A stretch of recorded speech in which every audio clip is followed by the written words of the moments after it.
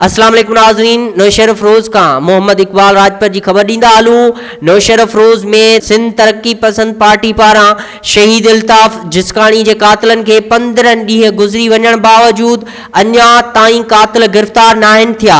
इल्ताफ़ जिस्कानी सिंध तरक्की पसंद पार्टी जो वाइस चेयरमैन उनके 11 ते शहीद किया वियो।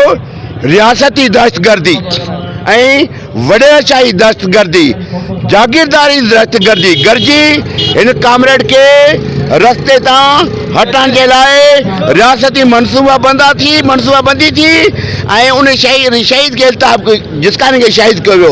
असा मुतालबो था कयूं त शहीद इल्ताफ़ जिस्कानी के कातिलन के फौरन गिरफ्तार किया वञे। मरकजी किरदार जेके भी आहिनि उन्हनि खे वाखो कयो वञे। STP पंहिंजी जिदोजहद पूरी सिंध में जारी रखी है। अॼु ही जो तारीख़ उन्हीअ जो हिकु कड़ी है। एहतजाज असां इन करे रहिया आहियूं त शहीद इल्ताफ़ जिस्कानी के कातिलन के फौरन गिरफ्तार किया वञे।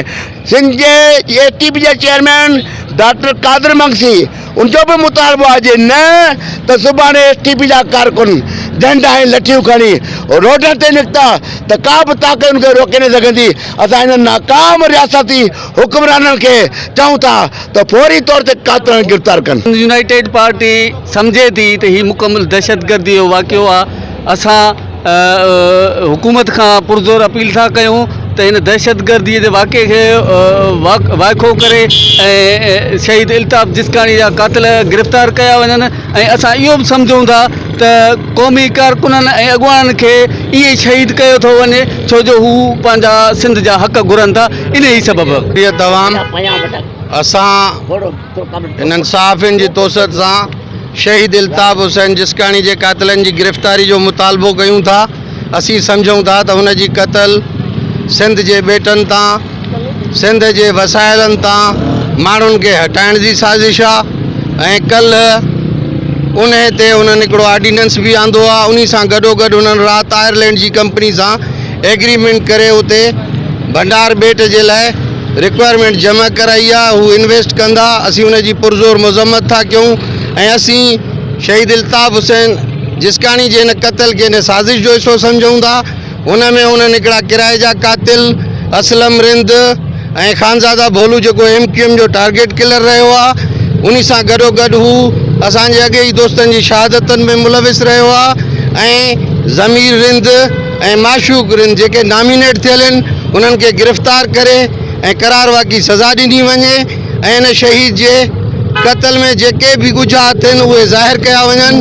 ऐं असीं इनखे हिकिड़ी साज़िश क़तल सम्झूं था ऐं ही तहरीक जेका मरकज़ जे तरफ़ां काल हले थी पई सिंध में मरहवार तहरीक जेका हले पई। तफ़सील मूजिब नौशहर अफरोज में SSP पारां अलावाले चौक खां रैली कढी प्रेस क्लब पहुती एहतजाजी धरणो हयो वियो। उभा ॾारींदड़ नारा हया विया।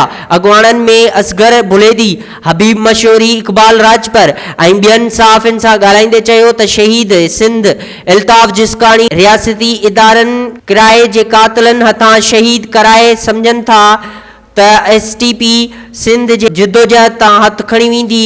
उहा उन्हनि जी भुल आहे। STP अॻ में मज़बूत हुई ऐं आहे। सिंध जे हर मसइले ते असांजी जिदोजहद जारी रहंदी। कंहिं बि सूरत में सिंध जा वसीला कोन ॾींदासीं। सिंध जो अवाम वफ़ाक़ी ऑर्डिनेंस रद्द करे थो। भंडार बेट सिंध जी मिल्कियत आहे।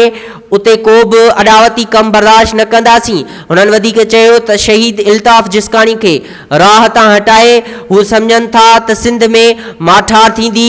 जेकॾहिं इल्ताफ़ जिस्कानी जा कातिल गिरफ़्तार न थिया त सॼी सिंध में एहतजाजी तहरीक जो सिलसिलो जारी रहंदो।